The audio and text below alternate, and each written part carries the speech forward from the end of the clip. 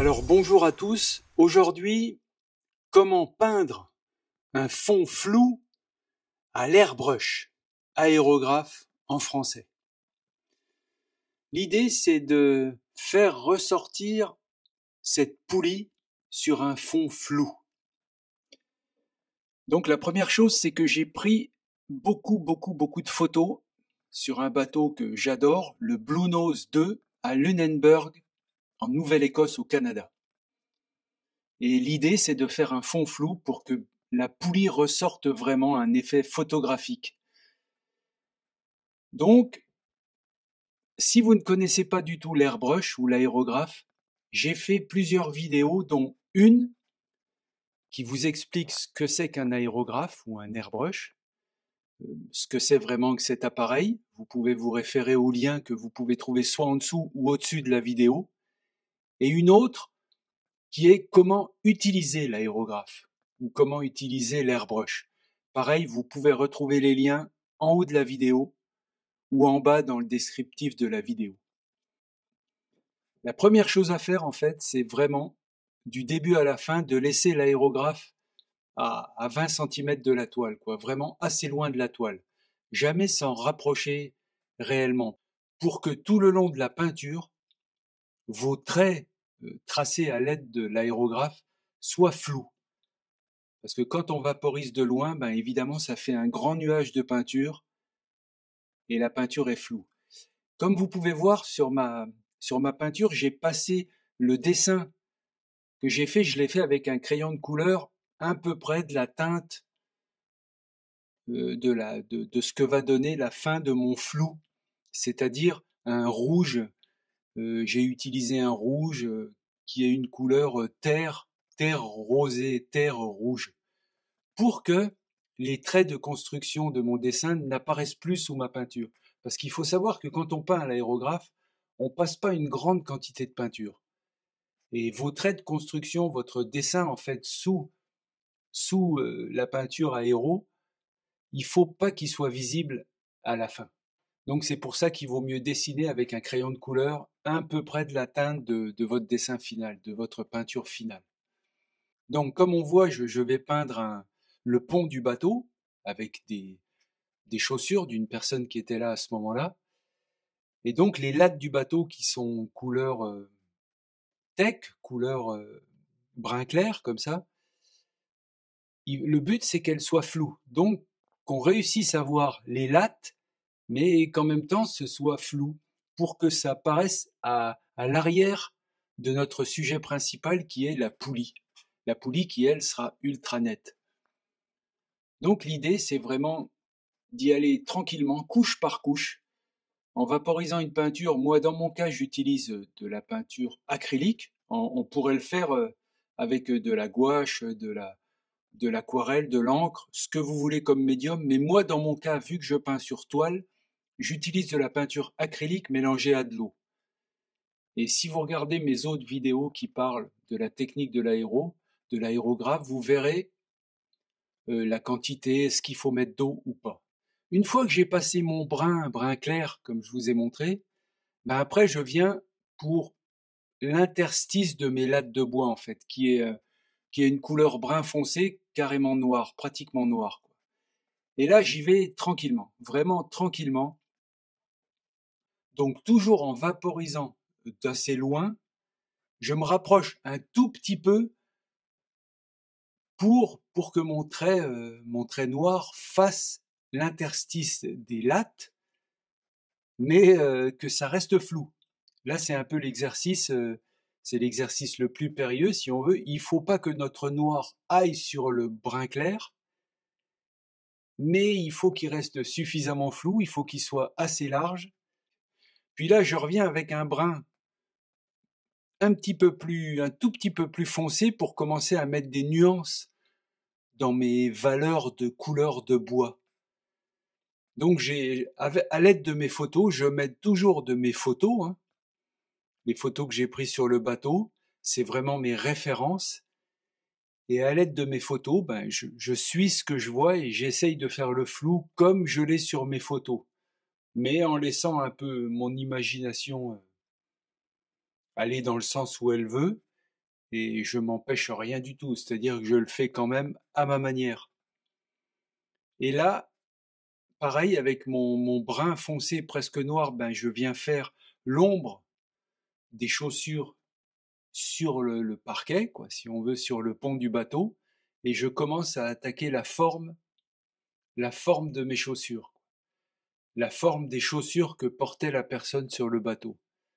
Donc je viens déjà, vu que je suis en noir, en foncé, je viens avec les parties foncées de mes chaussures,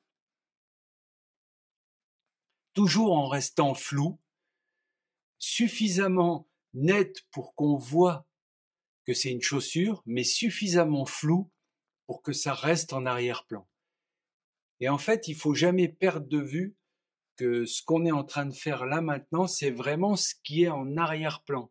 C'est ce qui fait que, le premier plan va se détacher, mais il est important de savoir, là vous pouvez voir que je porte un masque, ce qui est important avec l'airbrush, dans tous les cas, tout le temps, c'est de toujours mettre un masque.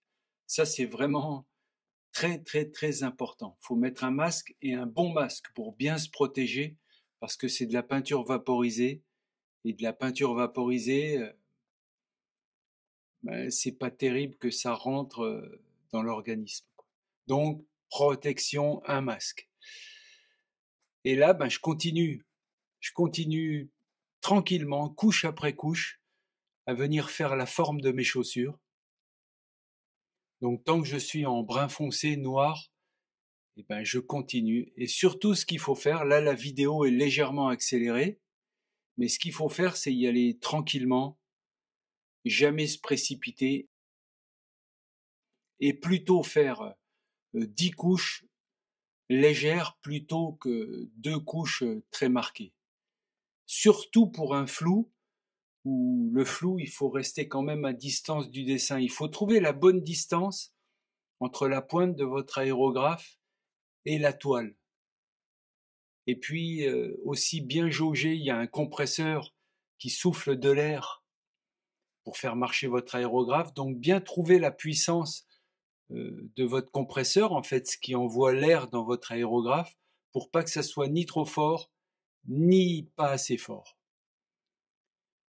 Puis là, ben, je continue, je prépare un mélange de blanc, et là, je viens avec du blanc faire un ray de soleil sur le pont. En fait, j'avais remarqué ça sur ma photo, et j'avais remarqué ça le jour où j'ai été prendre des photos, et j'en profite pour faire le blanc des chaussures du marin qui est sur le pont. Et comme vous pouvez le voir à droite, là-haut, sur la partie du flou, le fait que j'ai fait déjà mes lattes et puis les interstices des lattes en noir, quand je viens repasser mon blanc, et ben ça repasse par-dessus la latte et par-dessus l'interstice de la latte. Donc ça fait vraiment un ray de soleil, comme je fais là en ce moment, un ray de soleil comme il faut, c'est-à-dire que réaliste, quoi.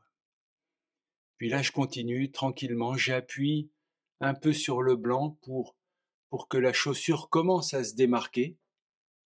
En fait, c'est vraiment les bas de pantalon et les chaussures d'un marin qui étaient là ce jour-là quand j'ai fait les photos et que je veux représenter. Parce que faut jamais oublier de raconter une histoire avec ces peintures, à mon avis.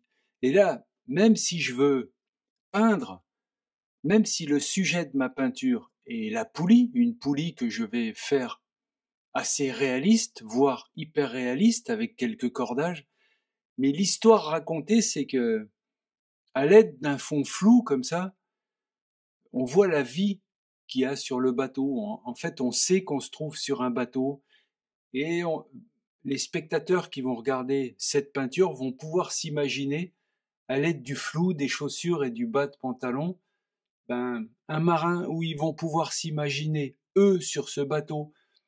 En tout cas, ils vont se tisser, se créer une histoire personnelle à chacun. Et c'est ça, la narration d'une peinture, c'est ça, c'est de placer des éléments dans sa peinture qui permettent à la fin de créer une histoire. Et là, une fois que j'ai fini mon flou, là c'est juste pour vous montrer, vu que mon flou déborde en fait sur le reste de ma peinture, sur les parties de cordes et tout. Donc c'est quand je vais venir peindre au pinceau mes cordes réalistes, voire hyper réalistes, et ma poulie, que je vais recouvrir les parties sur lesquelles mon aérographe a empiété, si on veut. Et c'est ça qui fait toute la beauté de la chose, je trouve, c'est que petit à petit, en avançant dans ma peinture, on va recouvrir le flou qui a été fait en premier et la peinture va surgir. C'est de cette manière que je m'y prends. Je fais déjà le flou et après je viens par-dessus mon flou peindre de cette manière-là. Et c'est comme ça, en faisant la corde comme ça, en blanc et en terre d'ombre naturelle, que je recouvre les parties orangées du flou, comme on peut voir ici, et que tout l'hyperréalisme de la scène va avoir lieu, quoi, et que ma scène hyper réaliste va être rendue. En tout cas, très réaliste, le plus réaliste que je peux. Et on voit bien que là, ce qui est au premier plan, en fait, est déterminant pour faire ressortir le flou. En fait, c'est une réponse, c'est l'écho du fond avec le premier plan et inversement du premier plan avec le fond. Le flou du fond est mis en valeur par la netteté du premier plan. Le fait que le fond soit peint à l'aérographe et que le premier plan soit peint au pinceau, les deux techniques différentes se complètent et empiètent l'une sur l'autre tout en se complétant. Et c'est ma manière de peindre et c'est ce que je voulais vous montrer aujourd'hui.